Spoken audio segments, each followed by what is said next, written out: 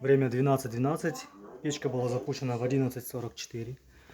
Ребята, смотрим, как горит весело русская печка. Обращаем внимание, что дыма абсолютно нету, происходит чистейшее горение.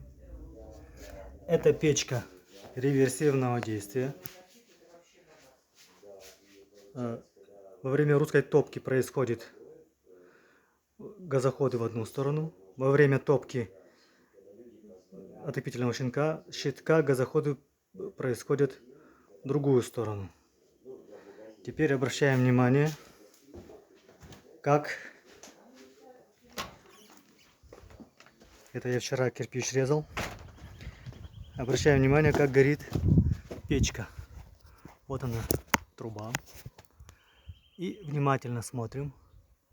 Внимательно. И ищем следы дыма. Следов дыма абсолютно нету. Происходит полное сгорание печного топлива, в частности дров, и продукты сгорания. Стопроцентный H2O и CO2. H2O 80% и 20% CO2. Так должна гореть печь.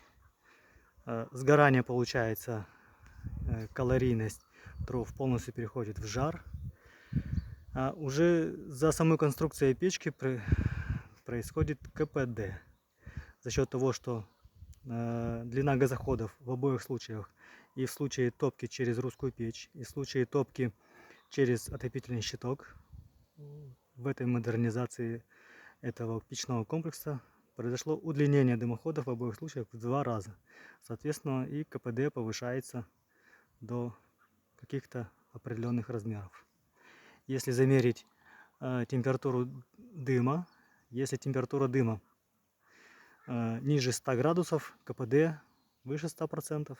Если выше 100 градусов, КПД ниже 100%. Но нежелательно, чтобы была температура газов выходящих ниже 100 градусов во избежание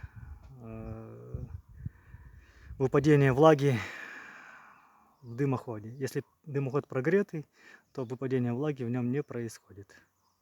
В дальнейшем сниму вернее, я уже снял, отредактирую видео, как я делал, модернизировал эту печку для того, чтобы желающим переезжать на деревню, у кого есть русские печки, чтобы не разбирая, а минимальными усилиями можно было привести обычную печь в обычном доме под современные мировые стандарты